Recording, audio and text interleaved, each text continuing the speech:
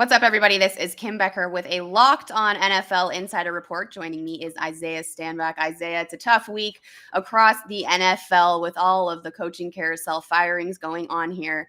The New York Giants are going through something here. We've got Dave Gettleman, the GM, who stepped down on Monday. And then on Tuesday, they did announce that they are firing Joe Judge, their head coach, a day later than the other teams, but it did happen indeed. Isaiah, what does this look like for the New York Giants going forward with these moves? Well, I don't see this as being a surprise. A lot of people seemingly have a lot of question marks or surprise faces in regards to this. But Joe Judge did not have a great stint there with the New York Giants, and there was a lot of people who were kind of wondering what was the direction of this organization. Understand, this is one of the most prestigious organizations in the NFL. These guys have 5 Super Bowls to their organization's name, and they were hoping that he was going to come in and kind of continue, obviously, to rekindle that. Over his 2 seasons that he was there, his record was 10-23. In 2020, he was 10-6, and then obviously this most recent season he was 4-13.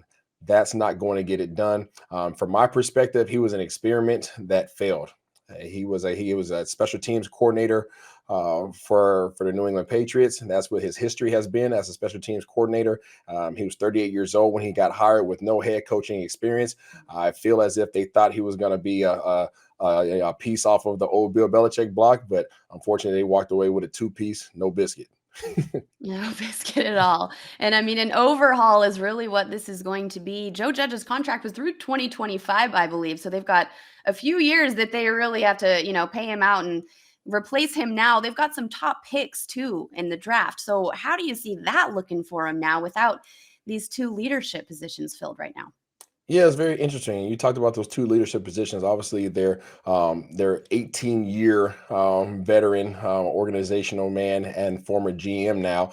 Dave Gettleman obviously just stepped down yesterday, so everybody was wondering why the decision.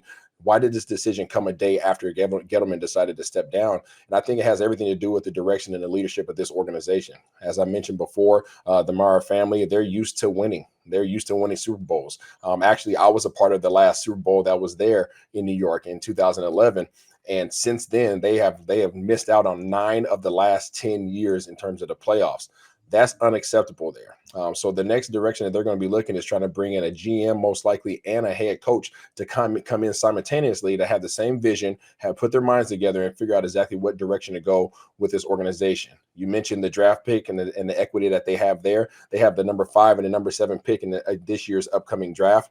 There's going to be some decisions that have to be made there. What's going to go on with Daniel Jones' situation? Is he the quarterback of the future? He was originally drafted to be the franchise quarterback. That's obviously not seemingly working out. Saquon Barkley is coming up on his 5th-year option of his rookie deal. Does he re-sign there? Does he make his decision based upon the leadership that comes in? So there's a lot of decisions that have to be made, a lot of question marks regarding the future of this prestigious organization, and it all has everything to do with this next regime that decides to come in. And I'm sure they would love to get the program back to where it was when you were on the team and get back to the Super Bowl, but it just has not had that stamina the last few years, and they need to get that back. So I assume that the answer to this question is pretty high on the list, but where does this head coach position rank on the open spots right now?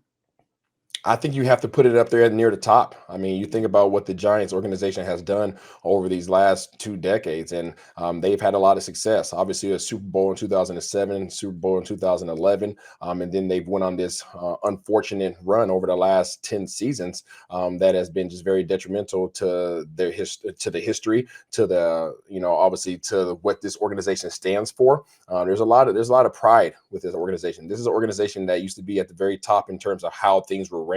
I can speak from personal experience. They do things top notch.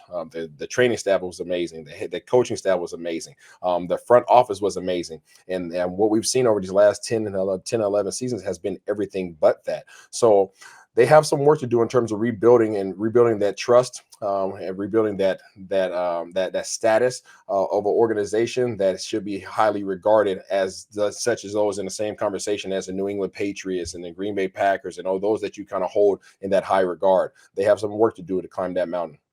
Well, like the Minnesota Vikings and the Chicago Bears right now, they've got those 2 positions open, the GM position and the head coach position. So we're going to be seeing a lot of moves being made in the next few weeks all across the league. But we'll definitely keep our eye here on the New York Giants. A lot of info coming, but I wasn't surprised. I was more surprised that Joe Judge was not fired on Monday, to be honest with you. I know you said there were some surprise faces about Joe Judge, but there were so many people talking about how he probably wouldn't last much longer with the Giants. So honestly, I was surprised it took till Tuesday.